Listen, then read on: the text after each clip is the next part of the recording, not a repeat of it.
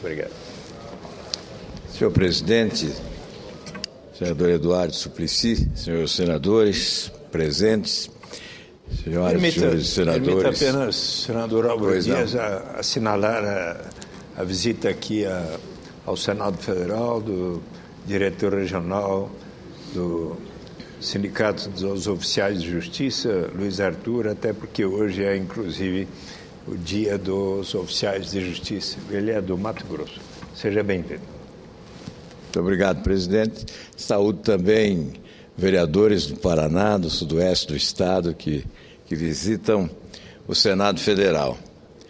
Faço uso da palavra, senhor presidente, para comunicar decisão adotada hoje pelos partidos de oposição reunidos no Senado, com a presença de lideranças da Câmara dos Deputados, que se somaram a parlamentares independentes de vários partidos, com o objetivo de definir a estratégia para cumprir o dever do Legislativo de investigar atos do Executivo quando sob suspeição.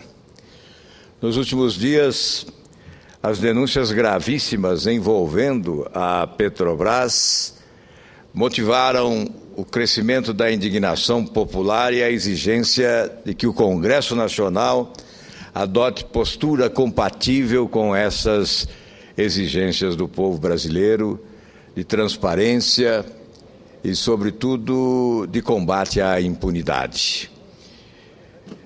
O que decidimos, repito, partidos de oposição e senadores independentes, foi buscar assinaturas para requerimentos propondo a instalação de comissão parlamentar de inquérito.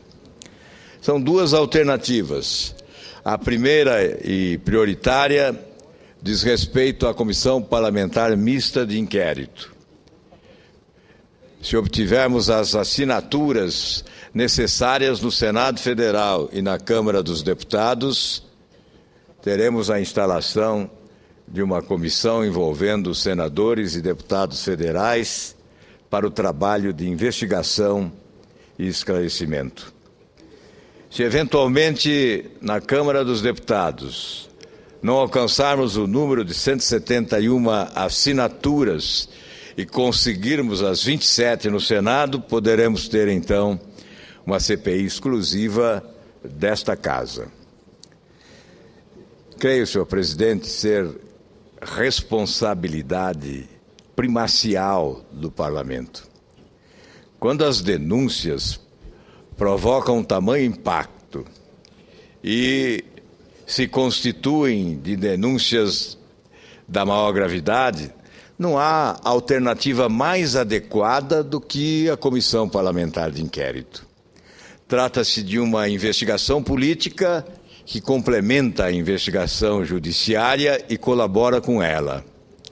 Acima de tudo, propõe transparência aos atos praticados, como resposta às exigências da sociedade. Afinal, a Petrobras já foi a 12ª empresa no mundo. E hoje, em poucos anos, tornou-se 120ª empresa no mundo, sendo a mais endividada internacionalmente, com um endividamento que já supera a casa de 100 bilhões de dólares. Portanto, é hora de debatermos a Petrobras. Que a gestão administrativa foi temerária e claudicante nos últimos anos, não resta dúvida alguma. Basta verificarmos os resultados obtidos pela empresa. As denúncias de corrupção em série assustam. Já há algum tempo, em 2009, propusemos uma CPI que exigiu do governo verdadeira operação de guerra para inviabilizar a investigação. Não pudemos investigar em profundidade. Mas, apesar deste impedimento, das dificuldades que se apresentaram e da forma como a CPI foi dominada, totalmente dominada pelo governo, protocolamos 18 representações com fatos determinados da maior importância e gravidade.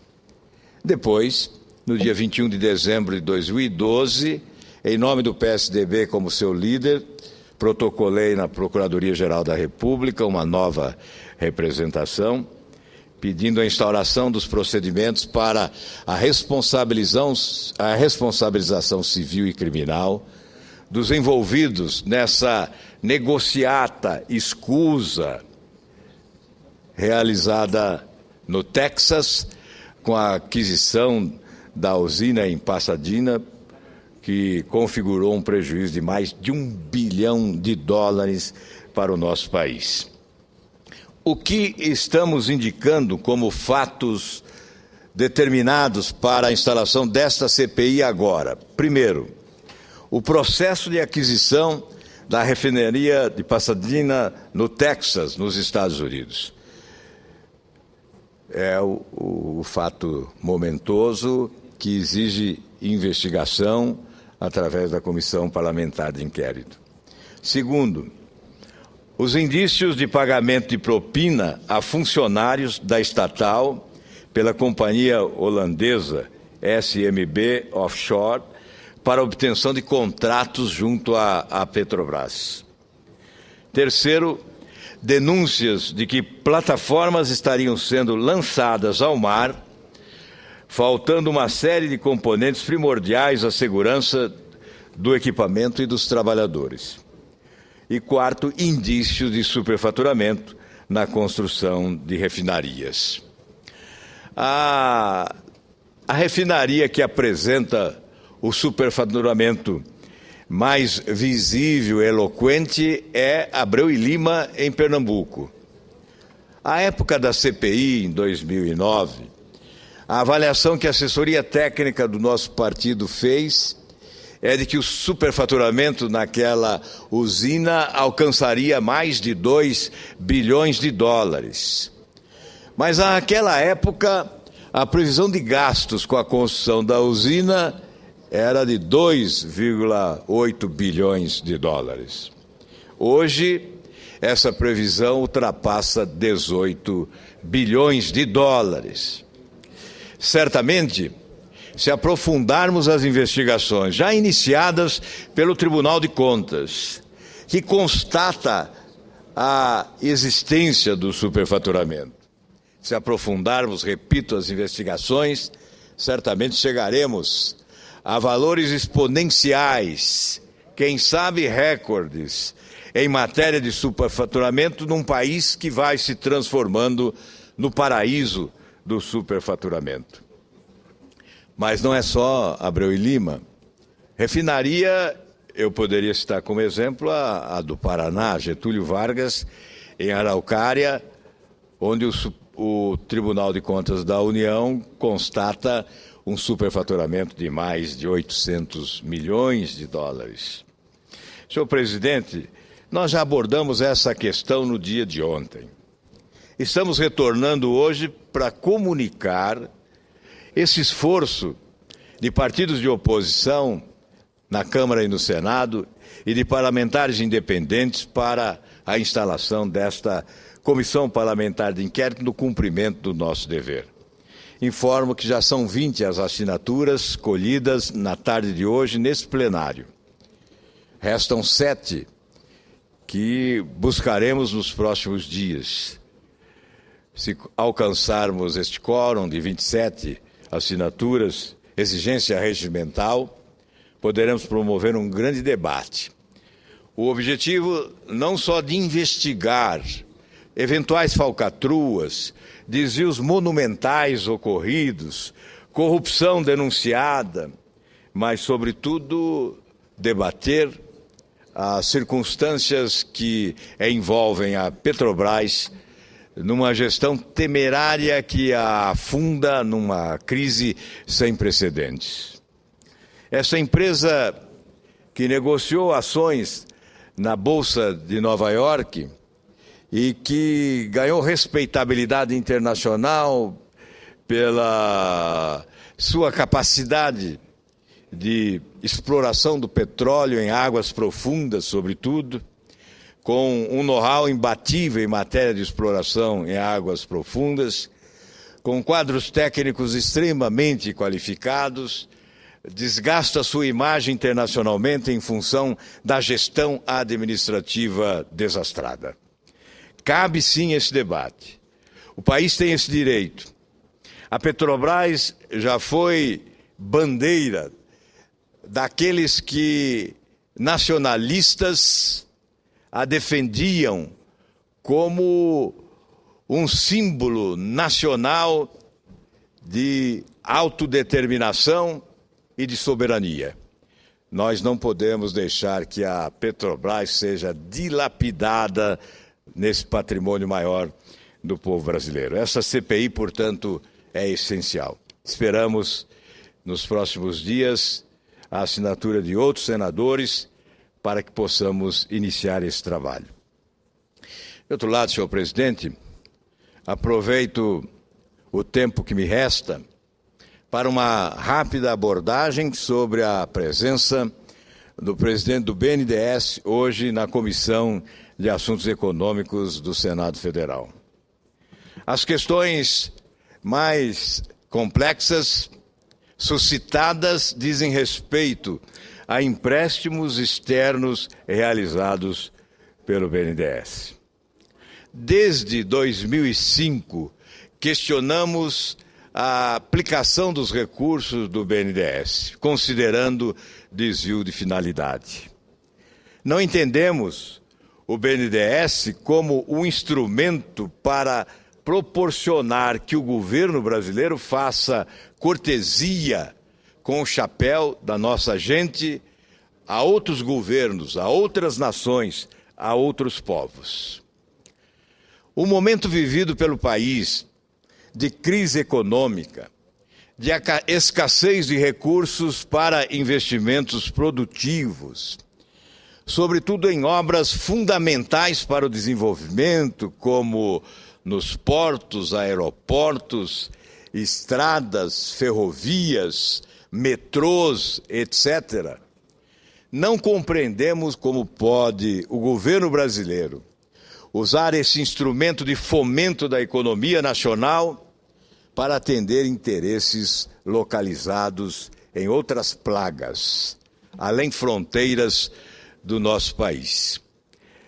Alega-se que, ao financiar obras em Cuba, Venezuela, Equador, Peru, Argentina, Uruguai, África do Sul, etc., nós estamos exportando serviços. Ora, exportamos serviços que não oferecemos aos brasileiros? Como justificar um investimento de mais de 800 milhões de dólares na construção do Porto de Mariel, em Cuba, se os nossos portos estão sucateados?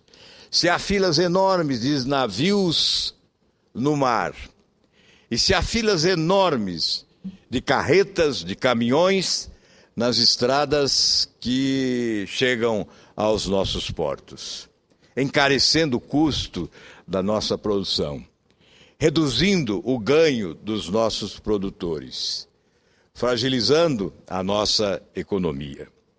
Como justificar empréstimos para a construção de aeroportos se o nosso governo, impotente diante da necessidade de recursos para a modernização dos nossos aeroportos, acabou, no momento de desespero, rasgando bandeiras defendidas ao longo do tempo, bandeiras apresentadas em campanhas eleitorais, mudando o discurso que demonizava as privatizações, para ceder, entregar-se à realidade das suas próprias dificuldades, privatizando apressadamente os nossos aeroportos.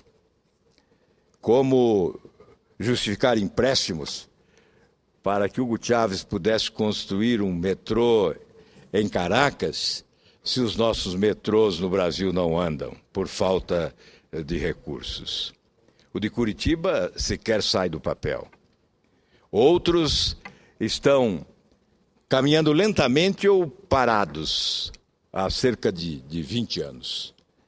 Como justificar empréstimos dessa importância, desse valor, se esse serviço está sendo oferecido lá fora, mas é negado aqui no nosso país?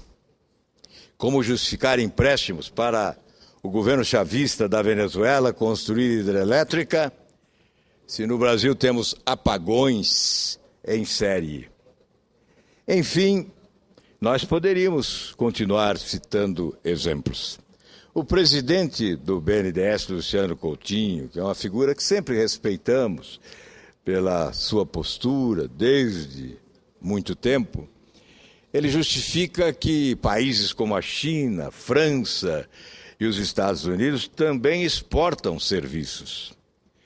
Ora, quando nós alcançarmos a evolução desses países, os índices de crescimento econômico destas nações, o estágio em que elas se encontram em matéria de infraestrutura e equipamentos de logística, ou o estágio em que essas nações se encontram em matéria de educação, de saúde, de segurança pública, de serviços essenciais para a população, quem sabe possamos adotar esse expediente de exportarmos serviços a pretexto de gerarmos emprego aqui. Ora, se essa exportação de serviços gera emprego no Brasil, imagine se não houvesse exportação e sim a aplicação dos recursos no nosso país.